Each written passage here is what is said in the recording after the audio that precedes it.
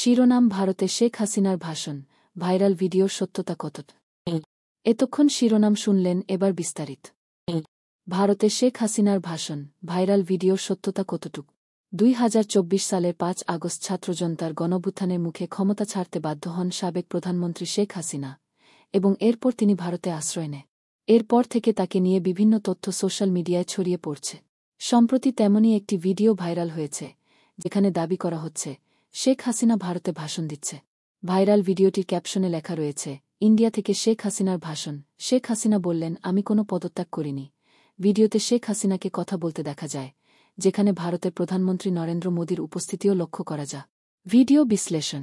ভিডিওতে শেখ হাসিনাকে বলতে শোনা যায়, এই টেলিভিশনে আমি যে ধ্বংসযজ্ঞ দেখলাম, এটা সহ্য করার মতো না। তোমরা রাজাকার, তোমার বাবা রাজাকার, এটা তো তোমরাই করে চেয়েছিলাম, অধিকার হয়ে গেছি রাজাকা। আমি তো তাদের রাজাকার বলিনি, তারা নিজেরাই স্লোগান দিয়ে নিজেদেরকে রাজাকার হিসেবে পরিচিত করল সকলের কাছে।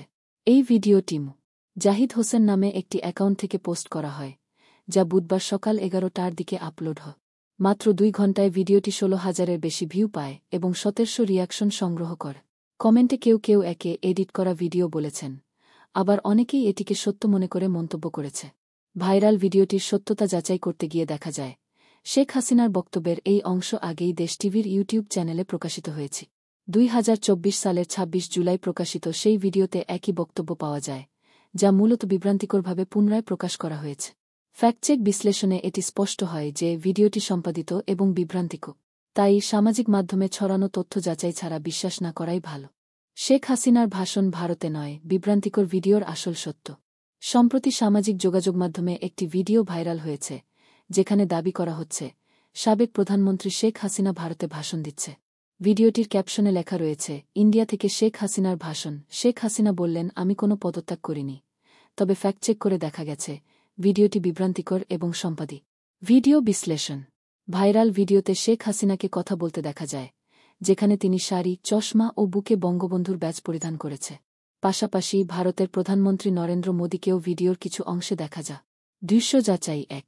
গুগল সার্চ করে দেখা যায়, শেখ হাসিনার বক্তব্যের এই ভিডিওটি আসলে 2024 সালের 26 জুলাই দেশ টিভির ইউটিউব চ্যানেলে প্রকাশিত হয়েছে। এই ভিডিওতে তিনি বাংলাদেশ টেলিভিশন, বিটিভি ভবনে হামলা, ভাঙচুর ও অগ্নিসংযোগের ঘটনা পরিদর্শনে গিয়ে দেওয়া বক্তব্য দেয়। দৃশ্য যাচাই 2।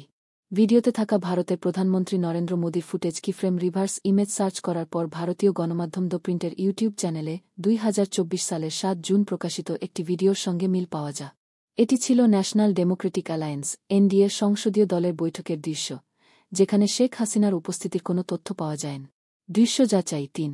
ভিডিওতে থাকা দর্শক গ্যালারির দৃশ্য রিভার্স ইমেজ সার্চ করে দেখা যায়, এটি ভারতের প্রধানমন্ত্রী নরেন্দ্র মোদীর ইউটিউব চ্যানেলে 2024 সালের 15 অক্টোবর প্রকাশিত একটি ভিডিওর অংশ।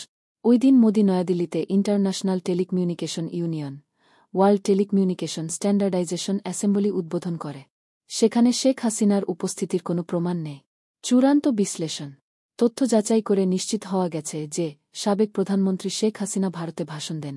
ভাইরাল ভিডিওটি আসলে বাংলাদেশে ধারণ করা তার পুরনো একটি বক্তব্যের ভিডিও, যা ভারতের প্রধানমন্ত্রী নরেন্দ্র মোদীর একটি আলাদা ভাষণের ফুটেজের সঙ্গে জুড়ে দিয়ে বিভ্রান্তিকরভাবে উপস্থাপন করা হয়েছে। ভিডিওটি সম্পাদিত এবং ভুল তথ্য ছড়ানোর জন্য তৈরি করা হয়েছে। সুতরাং এই ধরনের বিভ্রান্তিকর ভিডিও বিশ্বাস করার আগে সঠিক তথ্য যাচাই করা জরুরি। এই ছিল আজকের খবর। আমাদের সঙ্গে থাকার জন্য আপনাকে অসংখ্য ধন্যবাদ। যদি এই খবর আপনার ভালো লেগে থাকে, তাহলে আরও খবর ও আপডেট পেতে আমাদের চ্যানেলটি সাবস্ক্রাইব করতে ভুলবেন না। ভিডিওটি শেয়ার করুন এবং আপনার মতামত কমেন্টে জানাতে পারে। পরবর্তী আপডেট পর্যন্ত সবাই ভালো থাকুন, সুস্থ থাকুন। ধন্যবাদ।